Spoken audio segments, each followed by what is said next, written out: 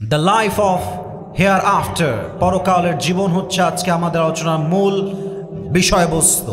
আমি কিছু প্রশ্ন করতে চাই, সবাইকে দিল থেকে উত্তর দিবেন। আর হ্যাঁ প্রিয় ভাইয়েরা, আমরা যে মাহফিলে এসেছি জীবিত অবস্থায়, বাসায় যে ফিরে যাব জীবিত অবস্থায়, do you have any guarantee about it? কোনো গ্যারান্টি আছে? আপনাদের চাপায়ের একটা থানা হচ্ছে ওই যে শিবগঞ্জের পাশ দিয়ে চলে গেল সোজা নদীর পাড় আছে না ওইদিকে, ওই সেই দিন আমার মাহফিল ছিল দিনের বেলা আসরের পরে। অবাক হয়ে গেলাম, রাস্তাতে একটা মহিলার লাশ পড়ে আছে, মহিলা মারা গেছে। পরে নিউজ দেখলাম, ওইটা নিউজ হয়েছে, 1 মিনিটেই শেষ, লাশ পড়ে আছে। ইভেন আপনি অবাক হবেন যে তার লাশটা যে পড়ে আছে, কেউ যে তাকে উঠাই নিয়ে যাবে কেউ যাচ্ছে না, যে যার মতো সেলফি তুলছে, ভিডিও করছে, একটা চাদর দিয়ে তাকে ঢেকে দিয়েছে। আর আমার একটা জিনিস সেই সময় চিন্তায় আসছে, মহিলাটা কারো না মা হবে, কারো তো বোন হবে, কারো তো বউ হবে, তার লাশ পড়ে আছে রাস্তায়, কিন্তু তার বাপ এখনো জানে না। মা ভাবছে আমার মেয়ে তো গেছে বাহিরে ঘুরতে, আবার চলে আসবে। ছেলে জানে মা তো গেছে বাহিরে, আবার চলে আসবে। স্বামী তো জানে আমার বউ বাহিরে গেছে বাজার করতে, আবার চলে আসবে। কিন্তু তার লাশ চাপায়ের মাটিতে মেইন রোডে পড়ে আছে। ইস, this is the reality of this দুনিয়া। এটাই হচ্ছে জীবনের বাস্তবতা, যেখানে এক মুহূর্তের কোনো গ্যারান্টি নাই। ঠিক কিনা বলে? মরে যে যাব, বিশ্বাস আছে সবার এখন? নাম্বার 1 প্রশ্ন। নাম্বার 2, বুঝে বলবেন, না বুঝে কেউ বলবেন না। আমি একটু ভূমিকায় আছি আমার মূল ওয়াচে। আপনার চিন্তা অনুযায়ী, ইটস নট লাইক যে আপনি রিসার্চ করেছেন, আপনি আপনার চিন্তা থেকে বলেন, ফ্রম ইউর পার্সপেক্টিভ, আপনার মতামত থেকে বলেন তো, দুনিয়ার জীবনটা কি বেশি উত্তম না আখিরাতের জীবন বেশি উত্তম? আসতে কেন কম? দুনিয়ার জীবন বেশি উত্তম না আখিরাতের জীবন বেশি উত্তম? ওয়ালাল আখিরাতু খায়রুল লাকা মিনাল উলা। The life of hereafter is much more better than this worldly life. আল্লাহ তাআলা বলছেন, আখিরাতের জীবনকে আমি আল্লাহ তাআলা দুনিয়ার জীবনের চাইতে হাজার হাজার গুণ বেশি উত্তম বানিয়ে দিয়েছি। সুবহানাল্লাহ। 3 নম্বর প্রশ্ন, that is my last question in this chapter. শেষ প্রশ্ন, বুঝে বলেন। আচ্ছা আমার দিকে তাকান তো, চিল্লাবেন না, জাস্ট নর্মালি বলবেন। চিল্লাবেন না কেউ, জাস্ট নর্মালি বলবেন। আমার চেহারা দেখে, আমার মানে সাইজ, হাইট, গায়ের রং, আমার চেহারা, আমার দাড়ি দেখে আমার বয়স আনুমানিক কত মনে হচ্ছে? 30, 25, 27, 28, 32, 31 এরকমই তো মনে হচ্ছে নাকি? আচ্ছা আমার বয়স মনে করেন 30-এর কাছাকাছি, বা 30 না। এখানে অনেক মুরব্বী আছেন যাদের বয়স 50+। এমন কোন মুরব্বী আছেন যার বয়স 50-এর উপরে? কে আছে একটু হাত তুলেন তো। আব্বাজান, ওই যে আমার আব্বাজান। 60 হবে না আপনার বয়স? 60 বছর? মাশাআল্লাহ, হাত নামান। 60 বছরের বেশি হবে। আমি কেন বললাম? গল্প দেওয়ার জন্য নয়, আপনাকে বোঝাতে চাই একটা আয়াত, আল্লাহর কোরআনের আয়াত।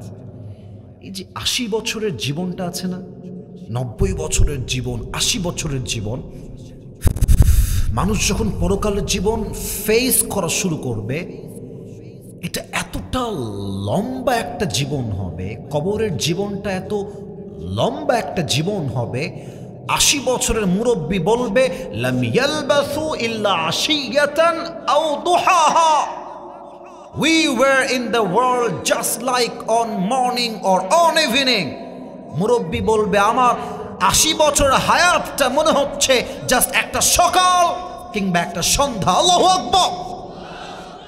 How much long time it is, কতটা লম্বা সময় হবে এটা। এই পরকালটাকে আমি from beginning to the last কোরআন থেকে হাদিস থেকে হাইলাইট করতে চাই, গতানুগতিক ধারায় নয়, কোরআন থেকে হাদিস থেকে। সবাইকে বলছি, 2 চোখ,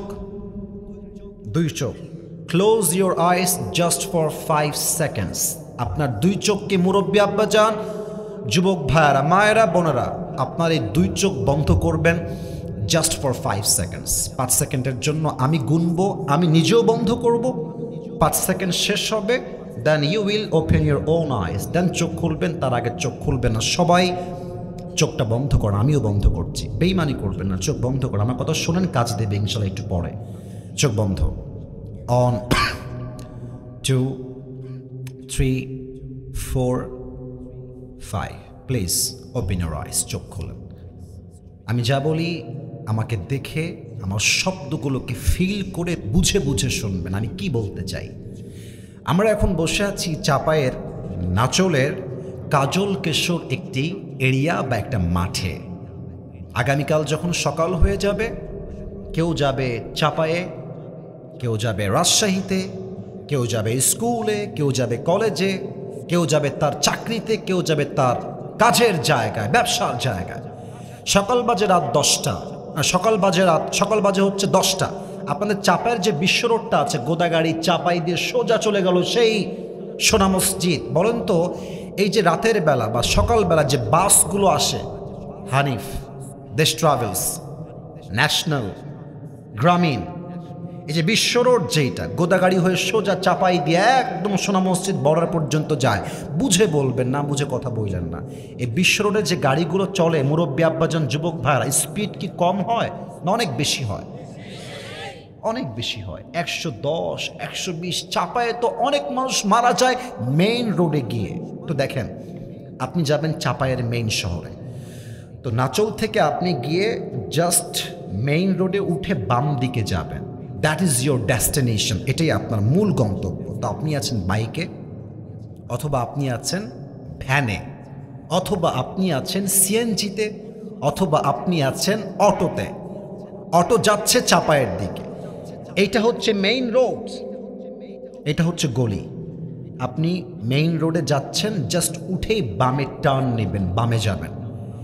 কিন্তু যখন আপনি আসতেছেন অটোটা নিয়ে, রিক্সা নিয়ে, সাইকেল নিয়ে, বাইক নিয়ে, আপনি মেইন রোডে উঠেও গেছেন, জাস্ট বামে ঘুরবেন, আর ঠিক পেছন দিক থেকে সোনা মসজিদ হয়ে একটা বাস আসছে, দেশ ট্রাভেলস বা হানিফের বাস, গতি হচ্ছে 120। আপনি যখনই মেইন রোডে উঠে বামে যাবেন, পেছন থেকে এসে এমন জোরে একটা আপনার বাইকে, সিএনজিতে, অটোতে, কারে এমন ধাক্কা দিয়েছে, এক ধাক্কায় আপনি মানুষটা 40 হাত দূরে গিয়ে উড়ে পড়েছেন। আর উড়ে যে পড়েছেন, কেমনে পড়েছেন? লুক অ্যাট মাই ফেস, আমার চেহারা দেখেন। এমনে উড়ে গিয়ে সোজা আপনার কপালটা, রাস্তার যে পিচ ঢালাও করা থাকে, ঠাস করে লেগেছে। এমন জোরে আঘাত লেগেছে, মুরব্বীর কপালটা ফেটে, যুবকের কপালটা ফেটে, মহিলার কপাল ফেটে, ফিলকে দিয়ে গল গল গল গল করে রক্ত বের হচ্ছে। আর এই রক্তে পুরো রাস্তা রক্তে রঞ্জিত হয়ে গেছে। চাপায়ের সব লোকরা দৌড় দিয়ে আসছে, আরে ভাই কি হলো, হোয়াট হ্যাপেন্ড হিয়ার, কি হয়েছে এখানে? চিৎকার দিয়ে বলছে বড় একটা অ্যাক্সিডেন্ট হয়ে গেছে, বাঁচাও, কে কোথায় আছো? সব দৌড় দিয়ে আসছে। আপনাকে কোনো মতে ধরে রাজশাহীর সদর হসপিটাল নিয়ে গেছে, রাজশাহীর হাসপাতাল। 24 ঘন্টা আপনার চোখটা বন্ধ, সেন্স নাই, কথা বলছেন না, একদম কমপ্লিটলি সেন্সলেস, কোনো জ্ঞান নাই। 24 ঘন্টা পর আপনি চোখটা খুলেছেন, চোখ খুলে দেখছেন অবাক করা বিষয়, আমি ছিলাম চাপায়ে, আর এখন আমি আছি কোথায়? দেখছেন উপরে সাদা, ডানে সাদা, বামে সাদা, সামনে পেছনে সব সাদা, everything is just look like a white colour, সব সাদা আর সাদা। আপনার চোখটা ঝাপসা, কিছু দেখেন না ভালো করে। আরে ভাই আসলাম কোথায়? একটু গভীর চোখ দিয়ে দেখছেন, ঠিক আপনার পা বরাবর এন্ট্রান্স, প্রবেশ পথ যে গ্লাসটা আছে, ওখানে ইংরেজিতে লেখা আছে ICU, last stage of your life. আপনি বুঝে গেছেন আপনি এমন এক রুমে আছেন, এখান থেকে বেঁচে ফেরার সম্ভাবনা খুবই কমই থাকে। আইসিইউতে কখন নেওয়া হয়? যখন মানুষের জীবনটা শেষ মুহূর্তে পৌঁছে যায়, লাস্ট ট্রাই দেওয়ার জন্য আইসিইউতে নেওয়া হয়, ঠিক কিনা বলেন? ওই সময় ভাবছেন যে ইস, কেন যৌবন বয়সে পর্নোগ্রাফি দেখলাম, ইস কেন আমি 5 ওয়াক্ত নামাজটা ঠিক মতো পড়লাম না, ইস আমি কেন সুদ খাইলাম, ইস আমি কেন আমার দাড়িটা কামাইলাম, ইস আমি আমার বউকে জুলুম কেন করলাম, ইস আমি কেন হারাম চাকরি করলাম, ইস রে আমি আমার যৌবন নামাজ কেন পড়লাম না। আপনি ভাবছেন সব কিছু, আমার তো হায়াত শেষ। চিন্তা করতে করতে দেখছেন আকাশ থেকে একজন যুবক নেমে আসছে আকাশ থেকে। চাপায়ের ভাইরা বলেন তো, আকাশ থেকে যে নামে সে কি মানুষ হয় না ফেরেশতা হয়? আমি শুনতে চাই দিল থেকে, মানুষ হয় না ফেরেশতা হয়? তো এখানে এসে বুঝতে হবে আমাদের মাঝে, অর্থাৎ আমরা যারা সবাই আছি, মৃত্যুর সময় আমাদের মাঝে মানুষ দুইটা ভাগে ভাগ হয়ে যাবে। বলেন সবাই কয় ভাগ? ভাই আমাকে চাপায়ের সাউন্ড দেওয়া লাগবে। বলেন সবাই কয় ভাগ? এক, নামাজি, দুই, বেনামাজি। নামাজির মরণ হবে একরকম, বেনামাজির মরণ হবে আর এক রকম। নামাজি বান্দার সামনে এসে মালাকুল মউত দাঁড়িয়ে যাবে, তার গায়ের জামার রং হবে সাদা, চেহারা হবে সুন্দর ফর্সা একটা চেহারা, সাদা ধবধবে যুবকের বেশে আসবে। এসে বলবে, এই যুবক টেনশন নাই, সাদা ধবধবে যুবকের বেশে আসবে। ইয়া আইয়াতুহান নাফসুল মুতমাইন্না উখরুজি ইলা মাগফিরাতিল্লাহি ওয়া রিজওয়ানি।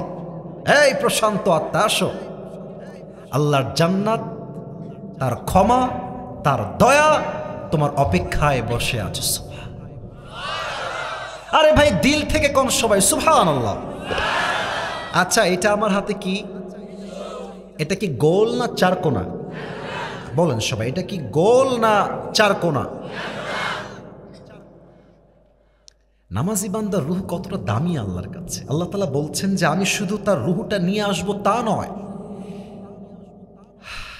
জান্নাত থেকে আল্লাহ তাআলা জান্নাতি মানুষের জন্য, নামাজি মানুষের জন্য ফেরেশতার মাধ্যমে একটা লাল রেশমি রুমালের কাপড় দুনিয়াতে তার রূহকে রিসিভ করার জন্য জান্নাত থেকে আল্লাহ পাঠায় দিবে। কাফাম মিন নাকফানিল জান্নাহ ওয়া হানুত মিন হানুতিল জান্নাহ। জান্নাতের সেই ফেরেশতা নামাজি বান্দার রূহকে কবজ করবে, সুন্দর করে এই চাদরে মুড়ায় নিবে, রুমালে ভাঁজ করবে এবং সোজা এই রূহটাকে নিয়ে ইল্লিয়িন তথা নামাজি বান্দার রূহকে সরাসরি আল্লাহ তাআলা ফেরেশতার মাধ্যমে জান্নাতের ঠিকানায় পৌঁছায় দিবে। সুবহানাল্লাহ। This is the death of people those who perform the সালাহ। এটা হচ্ছে নামাজি বান্দার মরণ। এবার আসেন বেনামাজি যারা আছেন। আমি দেখেছি চাপায়ে চায়ের দোকানে বসে বসে মুরব্বীরা পায়ের উপরে পা তুলে আছে না, বিড়ি টানে। আর একটা কথা বলবো, রাগ করবেন না, আমি নিজে চাপায়ে দেখেছি চায়ের দোকানে বসে বসে মুরব্বী, দাড়ি পেকে গেছে, সাদা দাড়ি, চায়ের দোকানে বসে বসে বাংলা সিনেমা দেখতেছে। আমি ঠিক না বললে কাকে ওয়াজ করি? কথা ঠিক আছে কিনা বলেন আপনারা সবাই? বেনামাজি মুরব্বীর সামনে, যুবকের সামনে যখন মালাকুল মউত আসবে, তার চেহারা এতটা কুৎসিত হবে, তার দেহের রং হবে ব্লু, নীলাভ বর্ণের চেহারা, আর তার জামা হবে ব্ল্যাক, কালো, তার পা থাকবে জমিনে হেড তথা মাথা থাকবে আকাশ বরাবর, বিশাল লম্বা একটা দেহ। এই মারাত্মক চেহারা দেখে বেনামাজি যুবক, বেনামাজি মুরব্বী, বেনামাজি মা, তার দেহে একটা কম্পন তৈরি হবে, একবার থর থর থর থর করে কাঁপবে, রুহুটা বের হয়ে আয়। এই চিৎকার আর ধমক শুনে বেনামাজির রুহুটা একবার ডানে দৌড় দিবে, একবার বামে দৌড় দিবে, একবার পেছনে দৌড় দিবে। রুহুটা ধরা দিতে চাইবে না। আমার বাম হাত দেখেন, হাদিসটাকে আমি প্র্যাকটিক্যালি বুঝাই চাপায়ের ভাইয়েরা। মালাকুল মউত তার বাম হাত দিয়ে এমন একটা থাবা দিবে বেনামাজির রুহের দিকে। রুহটাকে ধরে যখন টেনে হিচড়ে বের করবে, একটা জীবিত ছাগলকে জবেহ না করে তার চামড়া টেনে হিচড়ে ছিঁড়ে ফেললে যেমন কষ্ট হয় চাকু দিয়ে, বেনামাজি বান্দার রুহ কবজ হওয়ার সময় তার চাইতে কমসে কম 70 গুণ বেশি কষ্ট দিয়ে তার রুহকে কবজ করা হবে। সকলেই বলেন নাউজুবিল্লাহ। এবার বলেন তো চাপায়ের ভাইয়েরা, এই কষ্ট সহ্য করার মতো ক্ষমতা আমাদের কারো মাঝে কি আছে? বলেন না কেন, আছে? আছে। আমি দোয়া করছি, আমিন বলবেন দিল থেকে। আল্লাহ তুমি আমাদের সবাইকে মৃত্যুর কষ্ট থেকে বাঁচাই দিও। সকলে পড় আমিন। রুহু যখন কবজ হয়ে যাবে, কবরের জীবনটা শুরু হয়ে যাবে। এবার একটা প্রশ্ন করব, উত্তর অনেকে ভুল দেবেন আমি জানি। বলেন তো সবাই, কবরের মোট প্রশ্ন হবে কয়টা? মোট প্রশ্ন হবে 4টা। মোট প্রশ্ন 4টা। আমি বলছি, আপনার উত্তর দেন। এই হলুদ, এই হলুদ, হ্যাঁ বসে গেছে, খবরদার। না না, এইদিকে এইদিকে, কেউ ওঠে নাই, এদিকে তাকান। সবাই একটা কাশি দেন। এমন একটা তাকবীর দিবেন যেন প্রমাণ হয় চাপায়ের মানুষ শুরুতেও বাঘের বাচ্চা, মাঝেও বাঘের বাচ্চা, শেষেও তারা বাঘের বাচ্চা। ঠিক কিনা বলে?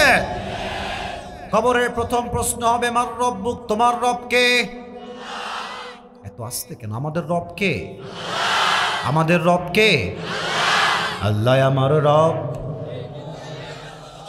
আল্লাহ আমার রব।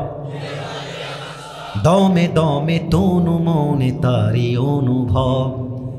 তোমার দুনিয়াতে আমি যেদিকে তাকাই, অথই নিয়ামতে ডুবে আছি সবাই।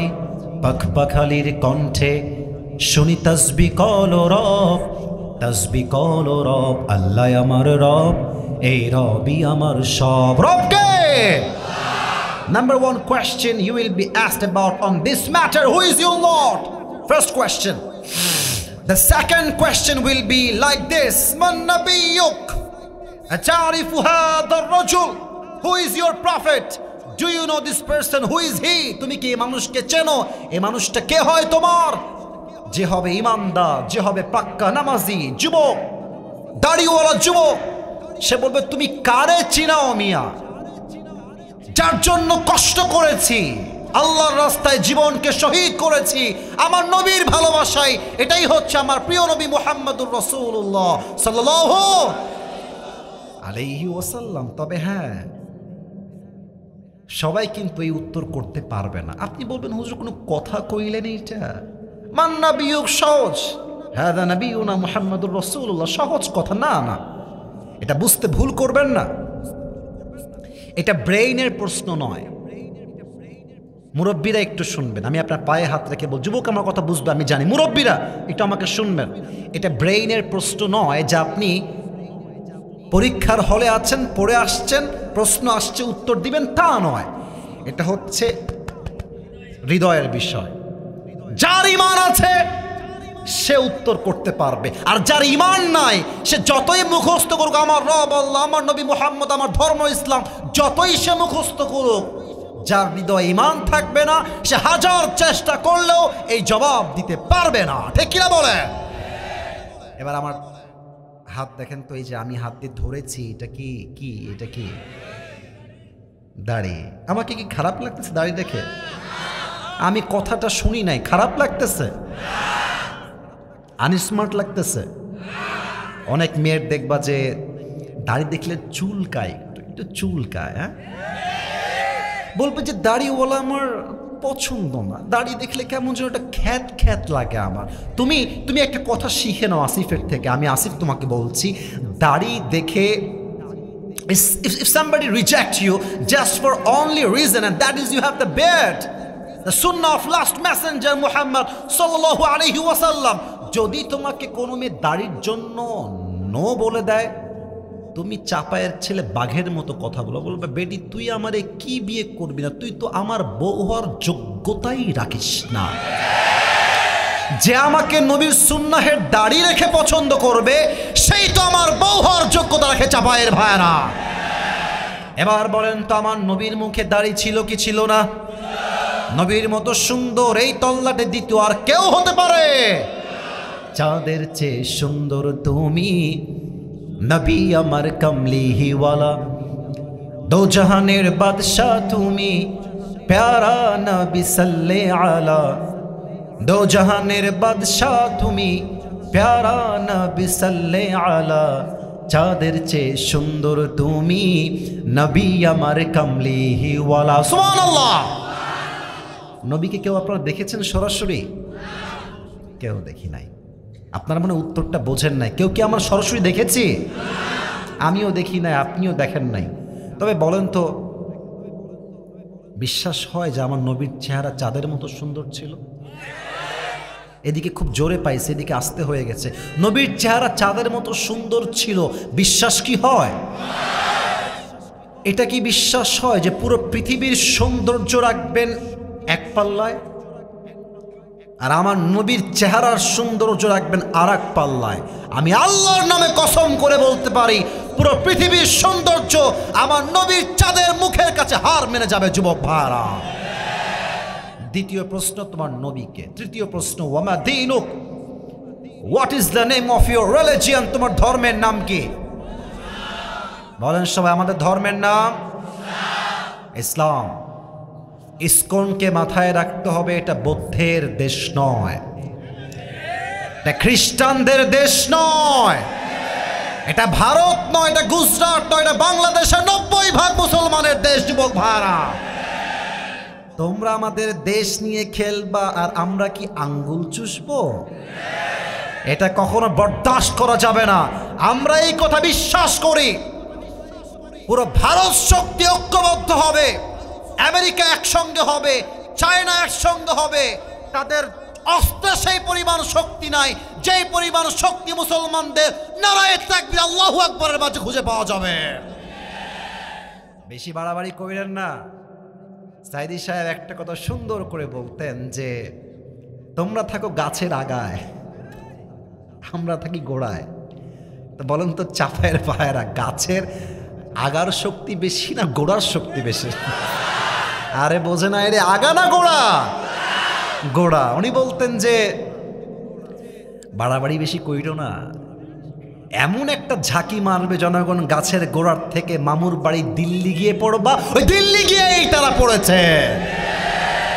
এখন তারা ট্রাই করছে কোনো মতে দাঙ্গা লাগাই দিয়ে মুসলমান হিন্দুর মাঝে দাঙ্গা লেগে যাবে, বিদেশ থেকে শক্তি এসে প্রেসার দিবে, ডক্টর ইউনুস পদত্যাগ করবে, সবাই বলবে আমরা আর পারবো না, আমরা পালায়ে গেলাম। তারা এসে দেশের ক্ষমতায় আবার দখল করবে। এটা কি মামুর বাড়ির আবদান নাকি গো? এবার তো শুধু যুবকরা নয়, প্রত্যেকটা মুরব্বী কাফনের কাপড় পরে রাস্তায় নামবে। যুবক ভাইরা আমার, আমরা ওয়াদা করছি, প্রতিজ্ঞাবদ্ধ হচ্ছি, আগামীতে আমার এই বাংলাদেশে স্বৈরাচার রাজতন্ত্র আমরা একচুল পরিমাণ বরদাস্ত করতে পারবো না। আমাদের ধর্ম ইসলাম, তো তাই আমরা আগে আগে মারতে চাই না, আমরা ডিফেন্স অ্যাটাক করি। ডিফেন্স অ্যাটাক বোঝেন? ডিফেন্স অ্যাটাক মানে আমি কাউরে মারবো না, যদি কেউ আমাকে মারতে আসে প্রয়োজন তাকে শহীদ করব, সঙ্গে সঙ্গে জীবন তার নিয়ে নিব, বাট আমি আমার ডিফেন্স অ্যাটাক করেই ছাড়বো। ঠিক কিনা বলে? ধর্ম আমাদের ইসলাম শান্তির ধর্ম। 3টা উত্তর শেষ। আরে এতগুলো উত্তর তুমি কেমনে পারলা? ওমা ইলমুক, ওমা ইলমুক, what is the source of your knowledge? How do you know that your Lord is Allah, your messenger is Muhammad sallallahu alaihi wasallam, and how do you know that your religion is Islam? তুমি জানো কেমনে এত উত্তর ভাই? শিখছো কোন কিতাব থেকে? বলেন সবাই কোন কিতাব? বলেন সবাই আল কোরআন। এই 4টা উত্তর শেষ। আল্লাহ বলবে, এই ফেরেশতা স্টপ, স্টপ, খবরদার আমার বান্দাকে আর ডিস্টার্ব করিস না। এখনই এই মুহূর্তে আমার বান্দার কবরটাকে তুই 70 গজ লম্বা করে দে, আমার বান্দার কবরের সঙ্গে জান্নাতের সম্পর্ক করে দে। সুবহানাল্লাহ। আল্লাহ, তুমি আমাদের পরকালের জীবনের প্রথম ধাপে যে কবরটা আসবে, এই কবরের 4টা উত্তরকে সহজ করে দিও। সকলেই পড়েন আমিন। ওয়াজ কিন্তু শেষ হয় নাই। আপনারা কি একটা পর্যন্ত সময় দিতে পারবেন না আমাকে? আরে আমার তো বিশ্বাস, যদি শেষ রাত পর্যন্ত ওয়াজ হয়, এরা শেষ রাত পর্যন্ত ওয়াজ শুনে বাসায় ফিরে যাবে। ঠিক কিনা বলে? ওয়াজের মাঝে আছে আমি এবার। ওই যে 1-2 জন যাচ্ছে, ধমক দিব না, কারণ কি জানেন? সবার বাসা একরকম হয় না। আমি নিজেও তো একসময় ওয়াজ শুনতে যেতাম। আমার মনে আছে ওয়াজ শুনতে গেছি আমি, তখন আমি বক্তা ছিলাম না, আমি হাফিজুর রহমান সিদ্দিকী হুজুরের ওয়াজ শুনতে গেছি তার মাহফিলে। বাজে হচ্ছে রাত 11টা। আমার বাপ কল দিয়ে বলছে, এই বাড়িতে আসবি না, গেট লাগাই দিব। বলছে আব্বা আমি আসছি। উঠে গেছি। আর হুজুর বলছে, এই কে উঠলো রে? তো সবার পরিস্থিতি একরকম হয় না। তবে আমি আশা রাখি চাপায়ের ছেলে পেলে এরা কাউকে ভয় পায় না একমাত্র আল্লাহকে ছাড়া, ঠিক কিনা বলে? দোয়া না করে কেউ যাবা না। তবে হ্যাঁ, একটা এলান করে দিই, আমি প্রত্যেক দিন পুরস্কার দিই আমার পরিধান করা টুপি অথবা কোনো কোটি উপহার দিই। তো আজকে টুপিটা আমি রেখে আসছি, আজ তোমাদের জন্য একটা উপহার থাকবে আমার পক্ষ থেকে 500 টাকা। নেবেন? সবাই কিন্তু পাবে না, একজন পাবে। কে পাবে? এখন যে কথাগুলো মনোযোগ দিয়ে শুনবে, শেষে গিয়ে বলতে পারবে, তাকেই আমি 500 টাকা উপহার দিব। রাজি আছেন তো সবাই ইনশাআল্লাহ? একটা কাশি দেন দেখি সবাই। লিল্লাহি তাকবীর। মনোযোগ বাড়ান। পরকালের জীবনটা 3 ভাগে বিভক্ত। বলেন সবাই, কয় ভাগ? 1. If you believe in the life of hereafter, then you must have to believe in the day of resurrection. যে পরকালে বিশ্বাস করে সে এটাও বিশ্বাস রাখে যে দুনিয়ার জীবনটাই আসল জীবন নয়, কবরে যাওয়ার পরে আমাকে আবার একটা নতুন জীবন দিবে একজন, তিনি কে? 2 নম্বর, if you believe in the life of hereafter, then you must have to believe on the day of accountability. কিয়ামতের দিন যে হিসাব হবে প্রত্যেকটা আমলের, বিশ্বাস হয়? আচ্ছা, আপনাদের টিনের বাসা আছে কারা? টিনের বাসা? টিনের বাসা অনেকে, শ্বশুরের সর্বনাশ। আচ্ছা, হাত নামাও। আচ্ছা, এদিকে তাকান, দেখবেন টিনের বাসায় সকালবেলা ছোট্ট ছোট্ট ফুটার দিয়ে আলো বের হয়, ছোট্ট ছোট ফুটা দিয়ে আলো বের হয়। আর দেখবেন ওই আলোতে ছেলে ছেলে বসো, হ্যাঁ বেশি ছাড় দেওয়া যাবে না, বসে পড়া, মুরব্বী একজন যাক, সমস্যা নাই। যুবকরা উঠলেও ঠ্যাং ভেঙে দেওয়া হবে, ঠিক কিনা বলে? তো দেখবেন ছোট্ট ছোট্ট আলো বের হয় এবং আলোতে কিছু ধূলিকণা থাকে, ধুলা। তো বলেন তো চাপার ভাই, ধুলো যদি কেউ ধরতে চায় হাত দিয়ে ধরা যায়? হ্যাঁ, ধরা যায় না, একদম ছোট্ট ছোট্ট। আল্লাহ বলছেন, فَمَن يَعْمَلْ مِثْقَالَ ذَرَّةٍ خَيْرًا يَرَهُ وَمَن يَعْمَلْ مِثْقَالَ ذَرَّةٍ شَرًّا يَرَهُ। একজন বান্দা যে শস্যের দানা পরিমাণ আমল করেছে, ভালো কিংবা খারাপ হোক, প্রত্যেকটা আমলকে পাই টু পাই হিসাব নেওয়া হবে, ঠিক কিনা বলে? তবে এই কিয়ামতের কঠিন ময়দানে বান্দা যদি জান্নাতে যেতে চায়, তার 100তে আমল নামা কত হওয়া লাগবে কে বলতে পারে? 100তে 51। বলেন সবাই কত? এবার আমার 2 হাত দেখেন, এটা আপনার ডান আমল, এটা আপনার বাম আমল, ওজন দেওয়া হবে। একজন বান্দা এমন হবে যে বান্দার আমল নামাটা 50-50, এদিকেও 50 এদিকেও। লাগে কয়টা? আরে ভাই কথা কোন কয়টা?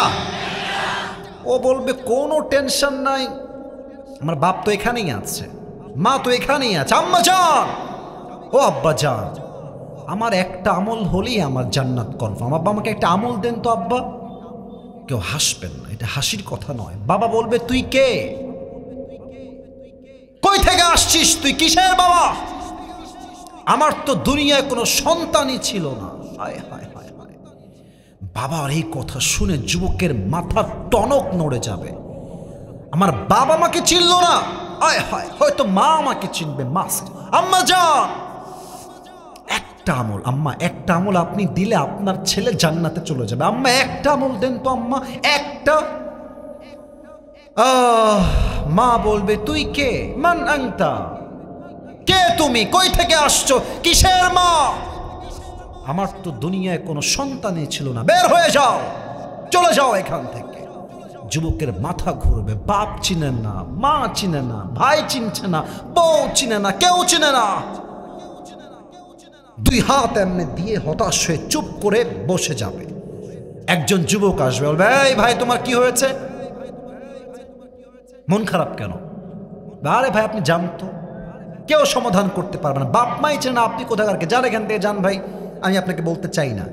তো সে বলে, ভাই বলেন না কি সমস্যা, আমি তো আপনাকে হেল্প চাইলে করতেও পারি হয়তো বা। বলছে, ভাই জান্নাতে যাওয়ার জন্য লাগবে 51, আমার আছে 50, একটা আমল হলেই আমি জান্নাতে। তো ওই ভাই বলবে যে, ভাই যান, আজকে একটা আমল আমি আপনাকে দান করব। সুবহানাল্লাহ পড়েন সবাই মিলে। আরে ভাই আপনি কে? বাপ দেয় নাই, মা দেয় নাই, সন্তান কেউ দেয় না, আপনি কে ভাই? বলছে ভাই আপনি কি একটা আমল নিবেন নাকি নিবেন না তাই কোন আগে। বলছে আরে আমার তো আমল একটা লাগবেই লাগবে, একটা আমল আমাকে জলদি দান করেন। একটা আমল নিয়ে সোজা রবের কাছে দৌড় দিবে, আল্লাহ একটা আমল পেয়ে গিয়েছে, আমাকে এখন জান্নাত দিয়ে দাও। আল্লাহ বলবে কি রে, তোকে একটা আমল কে দিয়েছে রে? আল্লাহ কি জানে না? আরে কথা কোন জানে না? ওই বান্দা বলবে আল্লাহ হাদা আখি, this is my brother who has given me this just on this. এই ভাই আমাকে একটা আমল দিয়েছে। আল্লাহ বলবে এই दिमाग ठीक है तेरा?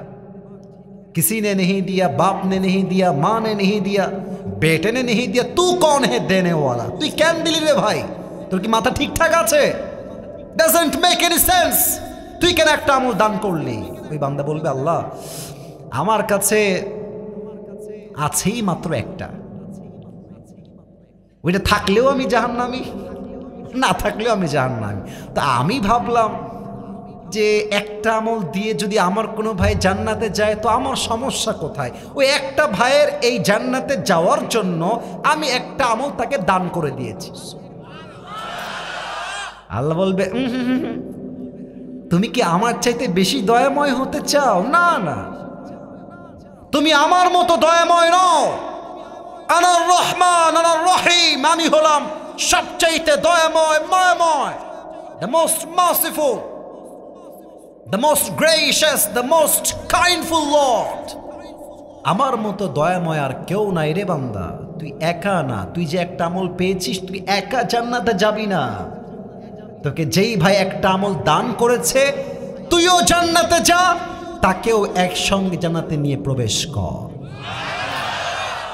আমল লাগবে 100তে 51। তবে একটা প্রশ্ন করছি, যদি জানেন উত্তর দিবেন। বলেন তো কিয়ামতের দিন প্রথম হিসাব হবে কি বিষয়ে? নামাজ। এই বলেন সবাই কি নাম? আপনারা সবাই মিজানুর রহমান আজহারির নাম শুনেছেন না? আরে ভাই কথা কোন শুনেছেন না আপনারা সবাই? একজন দেখেছে ও মাশাআল্লাহ। আসলে আজহারি সাহেব কিন্তু আমাদের রাজশাহীতে এসেছে, আমরা কিন্তু জানি না, কারণ তখন তিনি ফেমাস ছিলেন না। আসলে কি জানেন, এই দেশের কালচারটাই সিস্টেমটা আলাদা। আজকের জিরো কালকে হিরো হয়ে যায়, ঠিক কিনা বলেন? উনি রাজশাহী দুর্গাপুরে আসছে, ওই পাবনায় আসছে, আমরা জানি না কখন আসছে, যখন তিনি নন ফেমাস ছিলেন। ওনার একজন নানা ছিলেন, তার নাম হচ্ছে গোলাম সরওয়ার সাইদি হুজুর। মাশাআল্লাহ, আমার চেহারা কেমন সুন্দর ভাই, আমি তো ইয়াং ছেলে, উনি মুরব্বী ছিলেন, বাট কি সুন্দর তাগড়া চেহারা, চাপদাড়ি, কি সুন্দর চশমা পড়তেন তিনি। উনি জুমার খুতবায় একটা কথা খুব মারাত্মক বলেছেন, যুবকদের কলিজায় গিয়ে আঘাত করেছেন। উনি একটা কথা বারবার বলতেন, নামাজ নাই যার ঈমান নাই তার। নামাজ নাই যার, মুসলিম হিসেবে পরিচয় দেওয়ার কোন অধিকার তার নাই। চাপায়ের ভাইরা, ঠিক কিনা বলে? নামাজ কাকে বলে একটা হাদিস শোনাই। ইসলামের দ্বিতীয় খলিফা, হাদিসটা লাস্ট হাদিস, কোন যুবক ডান বাম করলে খবর আছে, লাস্ট হাদিস বলছি। আমরা একটা বাক্য প্রায় বলি, শেষ ভালো যার সব ভালো তার। আজ শেষটা আমাদের ভালো হবে, আমরা প্রমাণ করব নাচলের সন্তানরা, সব কোরআন প্রেমিক সন্তানরা আসিফের সামনে বসে আছে, ঠিক কিনা বলে? ওমরের কাছে একজন যুবক আসছে, তার নাম হচ্ছে আবু লুলু আল মাজুসি, একজন কাফের আগুনের পূজারী সেই যুবক ছিল। ডাক দিয়ে বলছে, ওমর, আমার যেই মালিক আছে সে প্রত্যেক দিন আমার কাছে 6 দিরহাম চার্জ করে গোলাম হিসেবে, বাট আমি এমন একজন গরিব যুবক যেই যুবকের কাছে 6 দিরহাম দেওয়ার মতো কোনো সামর্থ্য নাই। ওমর, আপনি একজন খলিফা, এই দেশের প্রধানমন্ত্রী, আপনি আমার মালিককে আদেশ দিয়ে আমার জন্য 6 দিরহামকে কমিয়ে মাত্র 2 দিরহাম করে দেন, আমার জন্য সহজ হয়ে যাবে। ওমরে ফারুক বলছে, যুবক ভাই সমস্যা নাই, কোনো ব্যাপার না, বাট আমাকে জানতে হবে তোমার চাকরি কি, তোমার ব্যবসার সোর্স কি, তুমি কি করে খাও? ওই যুবক নাম হচ্ছে আবু লুলু আল মাজুসি, ডাক দিয়ে বলছে, ওমর, আমি প্রত্যেক দিন চাকু বানাই, খঞ্জর বানাই, এই খঞ্জর বানিয়ে বানিয়ে প্রত্যেকটা মানুষকে যে বিক্রি করে বেড়ায়, চাকু বানায়, চাকু বানাও, মাশাআল্লাহ, তোমার ব্যবসা তো অনেক বড়। এই যুবক, তোমার তো 6 দিরহাম নয়, you should be charged at least 10 dirham. তোমার 6 দিরহাম নয়, তোমার তো 10 দিরহাম চার্জ হওয়ার কথা। এটা শুনে এই কাফের তেলে বেগুনে জ্বলে উঠেছে। আরে আসলাম বিচার নিয়ে, তুমি কমাবা, তুমি বাড়াই দিলাম। আচ্ছা, সবাই যেহেতু মুসলমান তাই তুমি সবার বেলায় নরম, আর আমি যেহেতু কাফের তাই তুমি আমার বেলায় হয়েছ গরম, তাই না ওমর? তোমার বিচার আমি করব, যাও। হুমকি দিয়ে বের হয়ে গেছে। আচ্ছা, শীতকালে ঠান্ডা লাগলে আমরা কি মুড়ি দেই? এমনে চাদর, চাদর, চাদর। বলো সবাই, কি মুড়ি দেই? ওই যুবকটা রেগে বের হয়ে গেছে। আমার এই কথাগুলো মনোযোগ দিয়ে শুনবেন। বের হয়ে সারা রাত মিলে ওমরকে হত্যা করার জন্য বিশাল লম্বা একটা খঞ্জর বানিয়েছে, চাকু। খঞ্জর কাকে বলে? Look at my right hand, ডান হাত দেখেন। খঞ্জর হচ্ছে ডানেও চাকু, বামেও চাকু। মাকবাদাতু ফি ওয়াসাতি, হ্যান্ডেলটা হচ্ছে মাঝখানে। এটা হচ্ছে ধরার জায়গা। এটাও চাকু, এটাও চাকু। যুদ্ধের ময়দানে যোদ্ধারা এই খঞ্জরটা ইউজ করে যুদ্ধ করবার জন্য। তো সেই কাফের খঞ্জর বানিয়ে পেটের ডান দিকে রেখেছে। আচ্ছা, মেয়েরা দেখবেন নেকাব পরে এমনে, তো সে তার চাদরের ডান দিকটা এখান থেকে নিয়ে এই পর্যন্ত জড়িয়েছে, পুরো নাক থেকে থুতনি পর্যন্ত ঢাকা, আর পেছন থেকে চাদরটাকে উড়িয়ে দিয়ে কপালের এই ভ্রু পর্যন্ত দিয়েছে। পুরো ফেসটাই কাভার্ড, কিছুই দেখা যায় না, জাস্ট চোখ ছাড়া, জাস্ট লাইক এ নেকাব অফ গার্লস অ্যান্ড উইমেন। মেয়েদের নেকাবের মতো চোখ ছাড়া আর কিছু দেখা যায় না। মসজিদে আজান হয়েছে, হাইয়া আলাস সালাহ, হাইয়া আলাল ফালাহ, আসো নামাজের দিকে। ফজর আজান যখন হয়েছে, ওই কাফের ছদ্মবেশে মুনাফিকের রূপে মুসল্লি হয়ে মসজিদে আসছে। ওমরে ফারুক ইমাম হয়ে আসছে, এসে বলছে, সফু সুফুফাকুম, সফু সুফুফাকুম, কাতার সোজা করো, কাঁধে কাঁধ মিলিয়ে দাঁড়াও, আল্লাহু আকবার। এবার সবাই আমার 2 হাত দেখবেন, আমার চেহারা কেউ দেখবেন না প্লিজ। লুক অ্যাট মাই বেলি সাইড, এই পেটের দিকে দেখেন। 2 হাত বেঁধেছে। প্রথমে তিনি সানা পড়েছেন, অ্যান্ড দেন সূরা ফাতিহা পড়েছেন, অ্যান্ড দেন কিরাত পড়েছেন, আল্লাহু আকবার। রুকুতে গিয়েছেন। ওমরে ফারুক যখনই রুকুতে গিয়েছে, পেছন থেকে ওই কাফের চাদরটাকে ধরে এমনে উড়িয়ে দিয়েছে, আর এখান থেকে খঞ্জরটা বের করে সোজা ওমরের সামনে চলে গেছে। আর ওমরের পেটে, আবার বলছি পেট দেখেন, চেহারা নয়, পেট দেখেন। এই খঞ্জরটা এমনে ধরে এখান থেকে একবার এমনে আঘাত করেছে, আবার পোজ দিয়েছে, আবার। চাকুতে এত ধার ছিল, 3টা পোচে ওমরের পেট কেটে ফেড়ে নাড়ি ভুড়িগুলো সব বাহিরে বের হয়ে গেছে নামাজের মাঝে। ওমরে ফারুক নামাজের মাঝে চিৎকার দিয়ে বলছে, কতালানিয়াল কালব, আমাকে একটা কুকুর হত্যা করেছে, আমাকে কে আছো বাঁচাও। অজ্ঞান হয়ে পড়ে গেছে, অজ্ঞান হয়ে গেছে। আর ওই কাফের যখন ওমরকে ছুরির আঘাত করে বের হয়ে যাবে পেছন দিক দিয়ে, প্রায় সাহাবী তাকে আটকাবার ট্রাই করেছে, ধর তাকে। সে ওমরকে ছুরির আঘাত করেছে, যে ধরতে গেছে তাকে এমনি, যে ধরতে চায় তাকে আঘাত, এমন ভাবে ছুরির আঘাত দিয়েছে। হাদিসে আসছে 7 জন সাহাবী নামাজরত অবস্থায় স্পট ডেথ। দুধ গাঢ় খাবার সহজে বের হবে না, দুধ নিয়ে আসছে, দুধ তার মুখে দিয়েছে, দুধ গলা দিয়ে নেমে, বুক দিয়ে নেমে, পুরো পেট কেটে সবগুলো দুধ বাহিরে গল গল করে বের হয়ে গেছে। এবার ডাক্তাররা বুঝে গেছে ওমরে ফারুক হয়তো আর বাঁচবে না, এটাই তার জীবনের শেষ মুহূর্ত। কিন্তু হঠাৎ ওমরে ফারুক তার চোখটা, it's a very little bit, very little bit, একদম সামান্য। আমার চোখ দেখেন, একদম ছোট্ট করে ওমর ফারুক চোখটা একটু ছোট্ট করে খুলেছে। It's a very little bit, খুবই কম।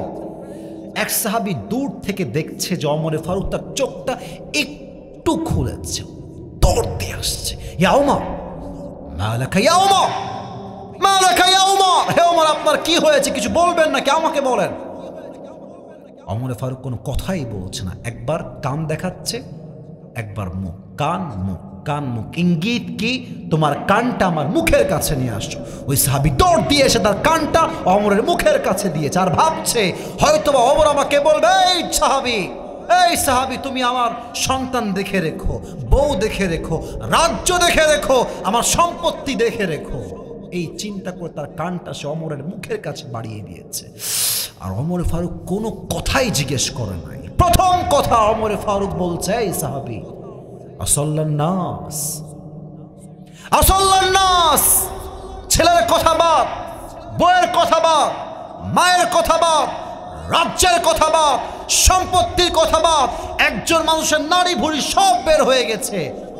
আর সে একটা কথাই বলছে, এই সাহাবী আমার অজ্ঞান হওয়ার পরে সাহাবীরা জামাতে নামাজ আদায় করেছিল কিনা আগে আমাকে এই খবরটা আগে দাও।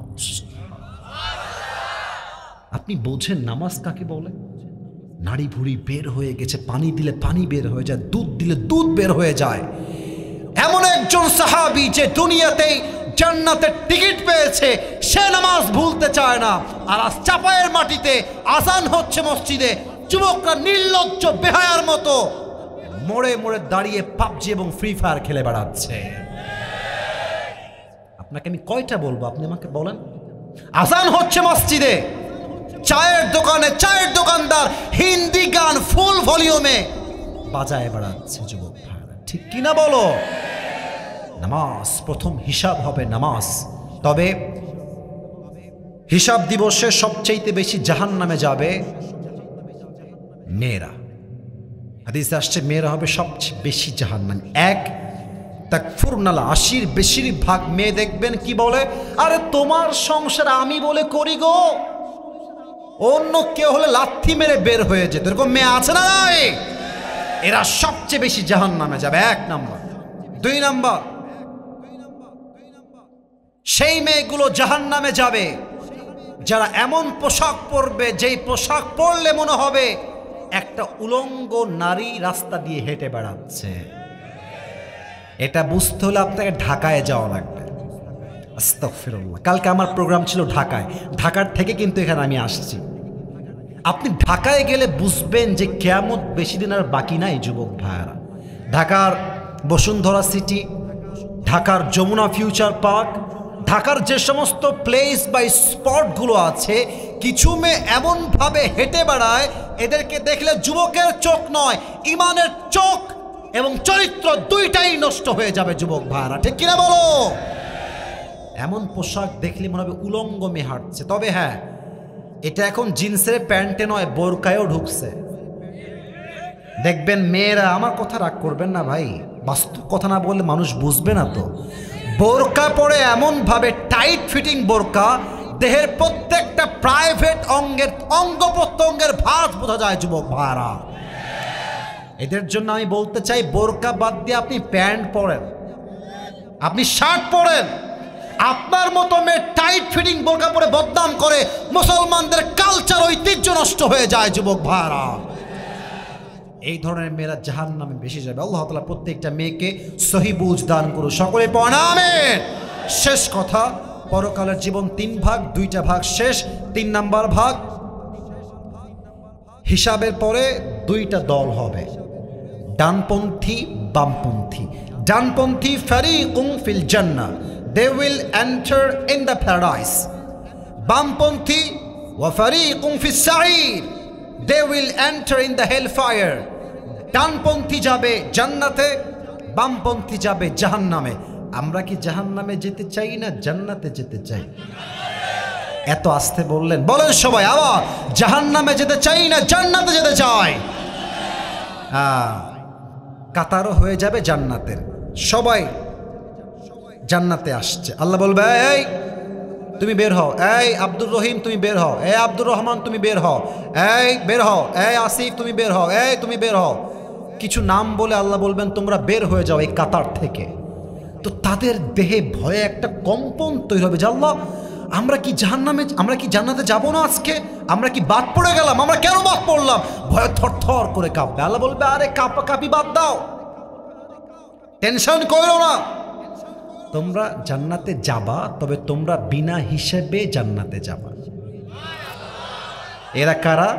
ইন্নামা ইউওয়াফাস সাবিরুনা আজরাহুম বিগাইরি হিসাব। Those who observe patience, they will be given their reward without measure.